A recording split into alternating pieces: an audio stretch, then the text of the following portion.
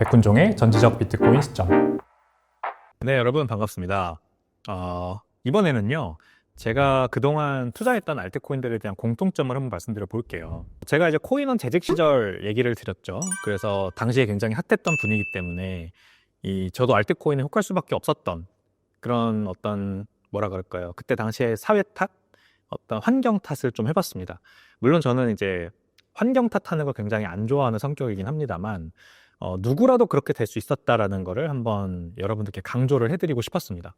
누구라도 알트코인에 혹할 수 있고, 여러분들이 그랬다고 해서 여러분들 잘못이 아닙니다. 그때 시대 상황은 어쩔 수밖에 없었다고 저는 생각을 합니다. 너무 이 분위기가 안 하면 약간 바보, 약간 이런 분위기였어요. 알트코인에 대한 어떤 인식 자체가 너무 잘못되었는데, 그 잘못된 이미지가 호도되는 미디어에서 또는 우리가 굉장히 똑똑하고 전문가라고 믿었던 사람들조차도 알트코인에 대해서 막 찬양을 하면서 굉장히 호도하는 그런 분위기였기 때문에 쉽지 않았다. 그래서 여러분들도 저도 그렇고 그 어떤 사회적인 분위기에 약간 피해자로서 암호화폐에 입문을 하게 된 거죠. 제가 이제 그래서 창업 이후 얘기를 좀 드려보겠습니다. 이제 코인원에서 1년 재직을 하고 거기에서 만난 좋은 분들과 퇴사를 하게 됐어요. 당시에 거래소라는 어떤 비즈니스의 한계를 느꼈습니다. 거래소는 결국 거래소죠. 근데 거래소가 약간 종합금융사처럼 탈바꿈을 하고 싶어 하더라고요. 하지만 그게 잘 되지 않았고, 그때부터 슬슬 이제 어떤 금융당국의 또는 은행들의 어떤 이런 압력도 들어오기 시작했고, 거래소는 거래소 업무에 치중해라. 나머지는 이 자본시장법에서 봤을 때 안 하는 게 좋겠다라고 하는 그런 인식들도 퍼지고 있었어요. 그러다 보니까 거래소 본연의 업무에만 너무 치중하다 보니 사실상 할 수 있는 비즈니스가 없었습니다. 거래소는 거래소만 해야 된다. 그럼 뭘 할 수 있나요? 근데 저희는 이제 IEO라는 거를 하고 싶었기 때문에 IEO, 그러니까 거래소가 나서서 종목들을 발굴하고 그 다음에 그 종목들을 상장시켜주는 그런 브로커리지 역할을 하고 싶었기 때문에 나왔죠. 그래서 이제 직접 비즈니스를 해보자. 근데 이제 그 창업을 준비하면서 뭐 결국에는 이제 여러 가지 이제 그 창업을 준비하면서 논의와 어떤 회의와 경험과 그 다음에 다양한 루트를 통해서 많은 사람들의 의견을 들어본 결과 결국에는 이제 금융 서비스를 하기로 했죠. 비트코인, 알트코인을 떠나서 암호화폐에 대한 금융 상품을 제공하는 게 좋겠다.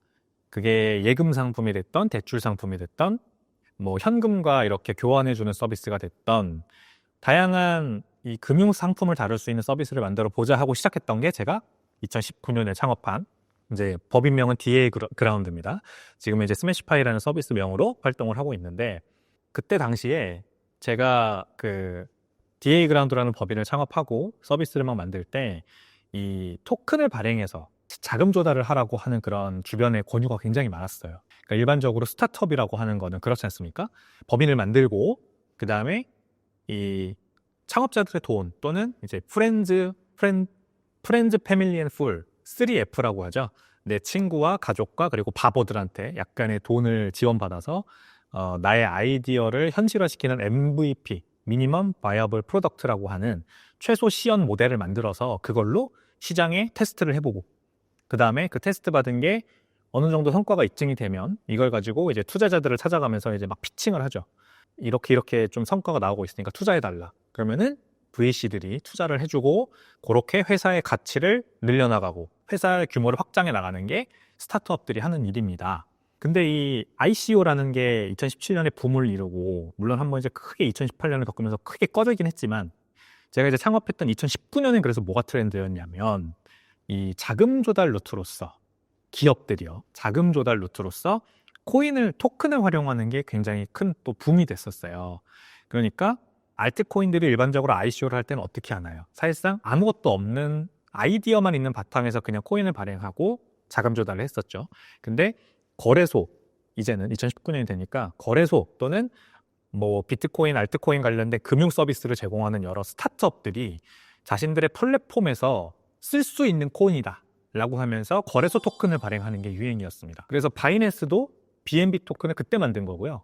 지금 가장 이제 제가 말씀드리고 싶은 거, 가장 중요한 케이스가 또 FTX가 있었죠. FTX 거래소가 FT라고 하는 자체 거래소 토큰을 발행해서 이제 그 코인을 활용해서 그 코인을 사서 거래소에다가 뭐 예치하면은 거래 수수료도 깎아주고요.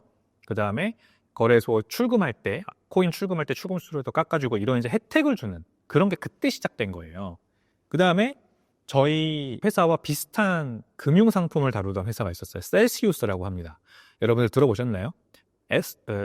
C로 시작하는 셀시우스입니다. 그 섭씨라는 뜻을 가지고 있는 셀시우스라는 회사가 있었는데 이 코인을 입금하면 그 코인에 고정이자를 주던 회사예요. 그리고 그 코인을 뒤에서 운용해서 뭐 여러 가지 방법을 통해서 디파이를 활용하기도 하고 아니면은 자동 트레이딩 회사들과 협업을 하기도 하고 이런 식으로 뒷단에서 어떻게든 수익을 만들어내서 고객들한테, 자기 고객들한테는 약간 낮은 수준의 픽스드, 고정 이자를 줬던 그런 회사입니다. 그러니까 비트코인을 넣으면 비트코인의 고정 이자 뭐 한 5% 이렇게 주고 이랬던 거죠.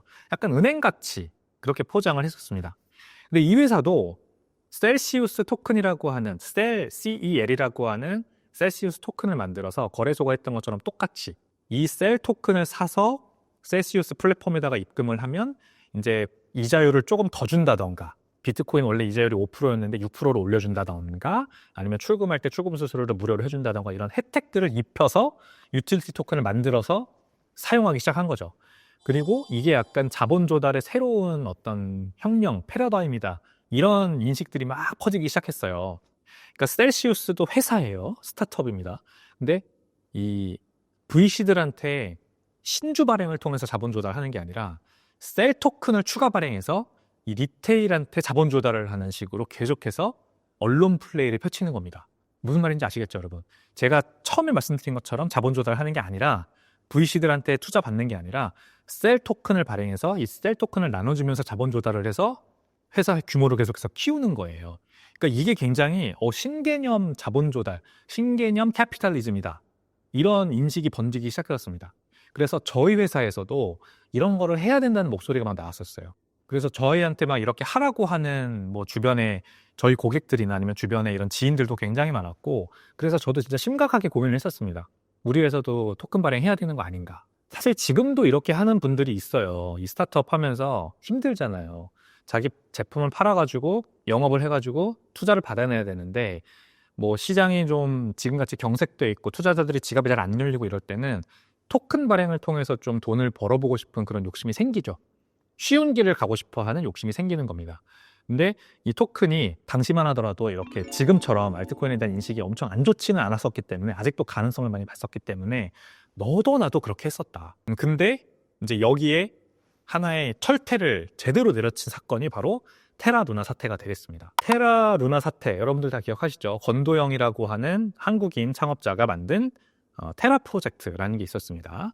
신현성 대표와 공동 창업을 해서 만들었었죠. 그래서 일단은 이 신현성이라고 하는 이름 자체가 굉장히 믿음을 줬었어요. VC 쪽에서도 유명했기 때문에 당시에 이 권도형이라고 하는 사람은 누군지 아무도 몰랐지만 신현성이라고 하는 이름 자체가 이 테라 프로젝트에 굉장한 신뢰감을 줬었습니다. 그리고 이 테라가 하려고 했던 게 뭐냐면 이 UST라고 하는 알고리즘 스테이블 코인을 만들었죠. 그래서 스테이블 코인, 달러 기반 스테이블 코인인데 굉장히 신개념 알고리즘을 활용해서 가치가 유지된다고 하면서 이 굉장히 사람들을 현혹했어요. 알고리즘이 딱 들었을 때 뭔가 기술 테크 기반의 어떤 우리나라는 기술 보국이기 때문에 이 기술이라고 하는 말이 들어가면 굉장히 좋아합니다. 투자자들이. 그래서 굉장히 잘 포장이 되었었고 그 다음에 그보다 더 우리나라 사람들을 많이 여기에 참여시켰던 계기가 뭐냐면 20%의 고정이자를 주는 앵커 프로토콜이라고 하는 디파이를 런칭을 했었습니다. 그러니까 테라 프로젝트, 테라 블록체인 위에서 구동되는 디파이 탈중앙화 금융 프로젝트였죠. 그 이름이 앵커 프로토콜이었는데 이 앵커 프로토콜은 그냥 뭐 디파이면은 사실상 뭐 테라 루나를 예치하고 그것에 1대1로 대비되는 제3의 토큰을 발행하고 그 제3의 토큰을 뭐 추가로 입금을 시키면은 이제 이자가 나오고 뭐 이런 식의 지금의 디파이가 하는 것처럼 똑같은. 근데 이런 상황에서는 대신에 이자율이라는 게 굉장히 가변적이죠. 굉장히 널뛰기를 많이 합니다. 그 담보물의 어떤 규모, 파이 사이즈에 따라서 대출에 대한 이제 신용 경색이 막 일어나니까 이자율도 줄어들었다 늘었다 막 하면서 당연히 조절이 되는 건데 이 테라의 앵커 프로토콜이라고 하는 디파이는 한동안 굉장히 긴 기간 동안 20%의 고정이자율을 준다는 식으로 사람들을 마케팅을 했어요, 사람들에게. 그러니까 이 우리나라에서도 많은 피해자들이 양산됐던 게 20%면 엄청나잖아요. 사실상 20% 이자를 받을 수 있는 곳이 어디 있었습니까? 그때 이 제로 금리 시대였기 때문에 20% 이자율은 엄청난 거였고, 게다가 이 테라에 투자했던 유명 투자자들까지, 그러니까 지금 말씀드리는 거는 개인 투자자들 아닙니다. 우리 같은 리테일이 아니라 이 테라의 지분을 가져갔던 당시에 우리나라의 굉장히 유명한 벤처 캐피탈들과 이 유명한 투자자들이 테라를 옹호하기 시작했어요. 그래서 제가 굉장히 그때 기억에 남는 것 중에 하나가 슈카월드 아시죠? 슈카월드가 테라루나 사태를 예견을 했었습니다. 그 UST라고 하는 스테이블 코인 구조가 너무 말이 안 된다. 그리고 앵커 프로토콜이라고 하는 데서 20% 이자가 고정으로 나온다는데 이게 어떻게 가능하냐.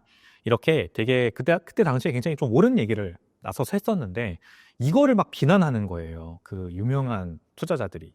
그래서 국내에서 해시드라고 하는 유명한 알트코인 전문 투자 VC가 있는데 거기 대표도 나와서 뭐 슈카월드 형 실망이네 이러면서 당시 UST를 옹호를 했었고 앵커 프로토콜을 옹호를 했었고 그때 테라에 또 지분 투자를 했던 국내의 기라성 같은 VC들도 다 아름아름 나와서 괜찮다, 문제없다 이러면서 옹호를 했었죠.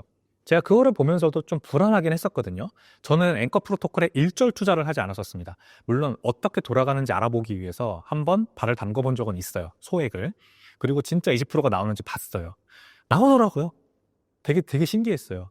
어떻게 이게 가능하지? 근데 나중에 밝혀진 거지만 이게 다 그냥 루나 토큰이라고 하는 그 테라 블록체인 위에서 구동되는 그 메이저 코인이죠. 루나라고 하는 코인의 가격이 부양되면서 계속 부양하니까 계속해서 이 앵커 프로토콜에서 이자가 나올 수 있었던 구조였던 거죠. 그래서 루나라고 하는 당시의 코인이 시가총액 기준으로 9위까지, 글로벌 순위가 9위까지 올라갔었고, 그리고 권도영이라고 하는 그 창업자는 어떻게 됐었습니까?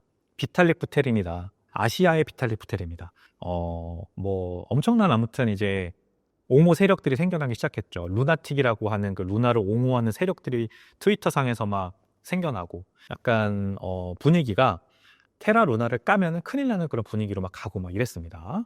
그런데 어떻게 됐어요? 20% 고정이자를 준다고 했던 앵커 프로토콜이 일단 무너졌고 그러면서 UST가 1달러 가격을 유지하던 UST 스테이블 코인의 가격이 패깅이 깨지고 무너지기 시작했고 그러다가 루나 코인의 가격이 떡 나가라기 시작했고 거의 99% 가격이 떨어지면서 이 엄청난 피해자들이 양산이 됐죠. 국내에만 한 18만 명의 피해자가 있는 걸로 유추가 된다고 하는데 제 주변에도 많았습니다. 제 주변에도 앵커 프로토콜에 돈을 넣어놨던 사람들이 많은데 다 이런 돈이었어요.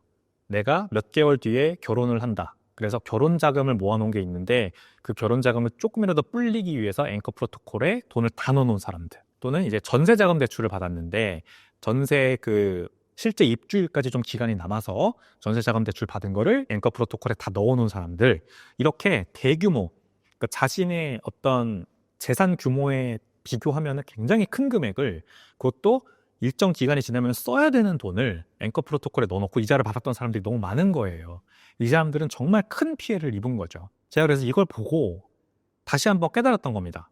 알트코인은 왜 안 되는지를 다시 한번 깨달았던 거죠. 그리고 이 일이 있자 이제 어떻게 됐냐면 그때가 아마 2022년 5월이었을 겁니다. 테라루나 사태가 터지고 이런 피해가 생겨난 지. 그리고 그해 10월 11월이 되자 이제 FTX가 파산을 하기 시작해요. FTX 거래소 전 세계 3위까지 갔던 대형 거래소입니다. 근데 제가 말씀드렸죠. FT 토큰을 발행해서 거래소에서 혜택을 줬다. FT 토큰을 사서 거기다가 예치를 하면 혜택을 줬다. 근데 알고 보니까 이 FT 토큰으로 들어왔던 돈들을 다 자체 트레이딩을 통해서 사용을 했고 전용을 했고 그거를 다 날려먹은 거죠. 그래서 FTX 거래소와 알라메다 리서치라고 하는 회사가 이 자매 관계였다라는 게 밝혀졌지 않습니까? 별도 법인이어야만 하는데 알라메다 리서치는 트레이딩 회사고 FTX는 거래소였는데 이 FTX 거래소에서 발행한 FT 코인에 사람들이 투자를 했어요. 근데 FT 코인을 투자해서 들어온 돈을 알라메다 리서치의 트레이딩에 전용을 해서 여기서 다 날려먹고 결국에는 FTX 거래소까지 파산을 하는 이런 일까지 발생을 한 겁니다. 자, 그러면 이제 다음은 누가 타자가 될까요? 말씀드렸던 셀시우스도 셀 토큰을 발행해서 엄청난 자본 조달을 했다. 리테일로부터 말씀드렸죠? 마찬가지입니다. 셀 토큰이 폭락을 하자 뱅크런이 났어요. 근데 이미 셀 토큰을 팔아서 마련한 돈들은 이 셀시우스가 뒤에서 운용을 했다고 말씀드렸죠. 근데 여기에서 이미 큰 손실을 본 상태였습니다. 디파이에 넣었던 거 러그풀 당하고 해킹 당하고 다 날리고, 그 다음에 자본 자동 트레이딩하는 회사들에서 맡겼던 돈들도 이제 이들이 실수를 해서 다 손실 보고, 이렇게 줄 돈이 없어지니까 셀 토큰 가격이 폭락을 하고 뱅크런이 나고, 이제 이 회사도 결국에는 파산을 할 수밖에 없었던 거죠. 그러니까 자본 조달이라고 하는 게 토큰을 통해서 일어나면 얼마나 실패 가능성이 큰가를 바로 알 수 있게 된 그런 대목인 거예요. 예를 들어서 스타트업이 내가 친주 발행을 해서 벤처 캐피탈에게 투자를 받았다면 이 회사가 잘못된다고 해서 그 손실이 고객들로까지 번지진 않습니다. 그냥 그 투자자가 손해를 보고 끝나는 거죠. 그 투자자는 잘못된 결정을 한 거고 이 회사는 잘못했고, 근데 그렇다고 해서 어떤 채권 채무 관계가 생긴 건 아닙니다. 그냥 투자자와 투자를 받은 자의 관계이기 때문에 리스크가 있는 거 이미 알고 투자했고, 그래서 잘못되면 어쩔 수 없는 겁니다.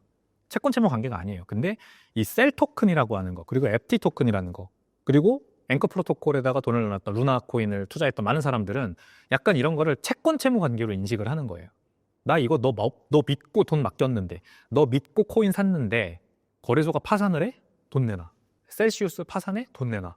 이렇게 되는 겁니다. 정확히는 이 거래소나 아니면은 이 셀시우스는 사실상 그러면은 안 됐었어요. 테라루나도 마찬가지입니다. 테라루나도 앵커 프로토콜을 그 20% 고정유저를 주면 안 됐었고, 셀시우스도 5% 고정유저를 준다고 하고 그 뒤에서 운용되는 거를 다 까먹고 그거를 셀 토큰으로 자본 조달을 해서 메꾸고 이런 식으로 하면 안 됐었고, FTX도 마찬가지로 FTX 거래소에 들어온 돈을 거기 놔두고 알라메다 리서치의 트레이딩은 자기 자본으로 돌리기만 했었어야 되는데, 이 돈을 알라메다 리서치로 가져와서 트레이딩을 하다가 날리니까 FT 토큰을 찍어내서 돈을 조달해서 이걸 메꾸고 하다가 결국에는 파산을 하게 된 겁니다. 그러니까 이 규제 당국의 감시망에서 벗어나 있는 토큰을 활용한 자본 조달은 결국 실패할 수밖에 없다라는 거를 이 세 가지 케이스를 통해서 바로 알 수가 있었던 거죠.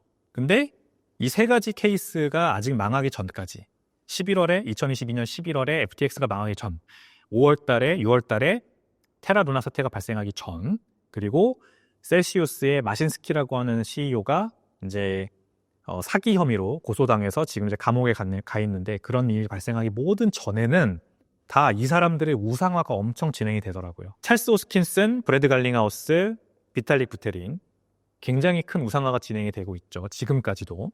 당시에는 권도형, 그 다음에 권도형은 제가 말씀드렸듯이 아시아의 비탈릭 부테린이다라는 우상화가 아주 미디어에서 연일 벌어지고 있었고요. 그 다음에 이 마신스키라고 하는 셀시우스의 창업자도 보이비라고 하지 않습니까? 보이스 온 인터넷, 보이스 온 IP라고 하는 것처럼 머니 온 IP라는 개념을 만든 사람이다. 그래서 인터넷 프로토콜 상으로 돈이 왔다 갔다 하는, 금융이 왔다 갔다 하는 서비스를 만들었다. 셀시우스가 인터넷 은행, 알트코인, 암호화폐 기반 인터넷 은행이다. 모입이라고 합니다.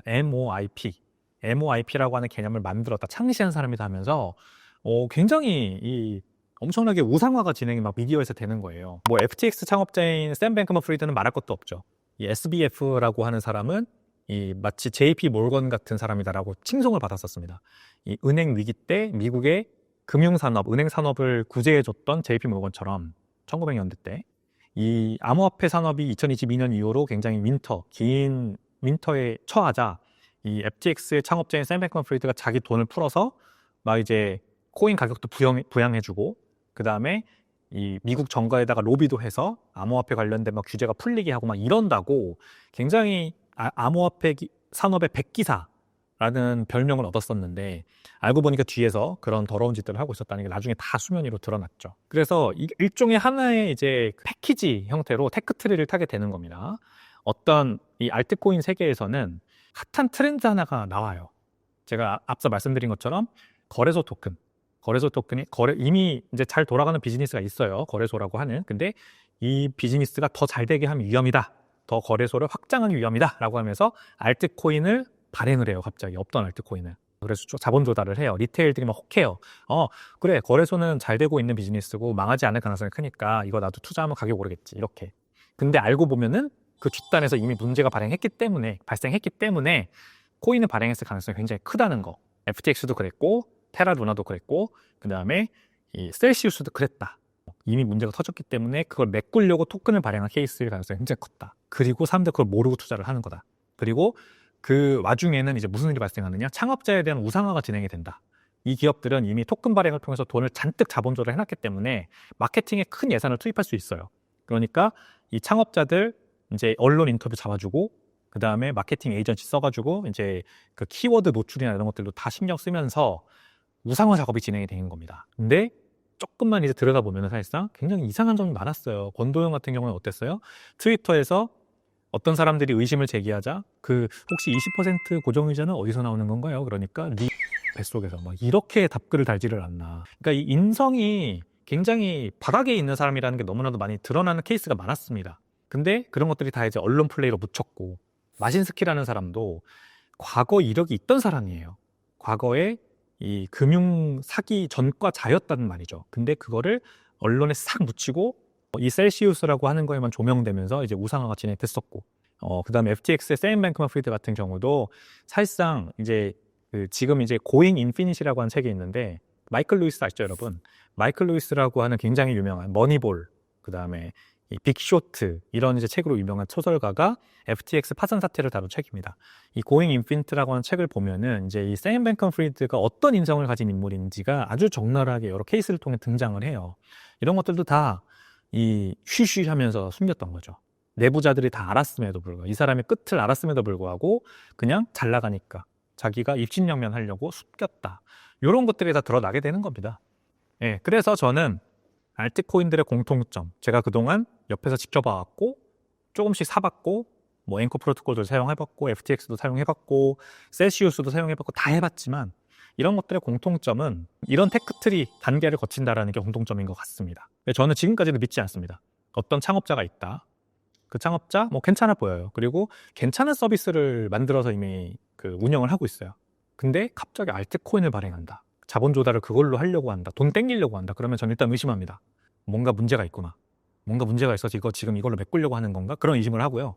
그런 와중에 우상화가 진행된다. 이 창업자가 갑자기 신문지상에 막 등장을 하고 유튜브에 막 나오고 그냥 막 알고리즘으로 저한테 계속 얼굴이 비친다? 그러면 더 의심합니다. 뭔가 문제가 있는 거 아닌가? 혹시 제 얼굴이 유튜브에 너무 많이 나와서 너도 문제 있는 거 아니야? 라고 여쭤보고 싶으신 분들은 그냥 편하게 말씀해 주십시오. 저는 다 증명할 수 있습니다. 저는 알트코인 발행한 적이 없기 때문에 저는 아닙니다. 네, 그래서 저는 절대 알트코인 발행하지 않습니다. 이건 저의 신념입니다. 그렇습니다. 네, 제가 투자했던 알트코인들의 공통점은 다 이렇고 반드시 다 실패의 길을 걸었다. 지금도 저의 레이더에 물망에 올라있는 그런 비슷한 느낌이 드는 프로젝트들이 많이 있습니다. 네, 그런 것들을 제가 하나하나 이 시간에 여러분들께 하나하나 말씀을 드리잖아요. 예를 들어 리플 같은 거. 리플 굉장히 의심되고요. 문제가 있습니다. 네, 이런 것들을 여러분들께서도 저랑 같이 공부하시면서 네, 앞구르고 옆구르고 뒷굴러서 잘 피해 나가시는 그런 투자자가 되었으면 좋겠습니다. 저는 다음 시간에 다시 찾아뵙겠습니다. 감사합니다.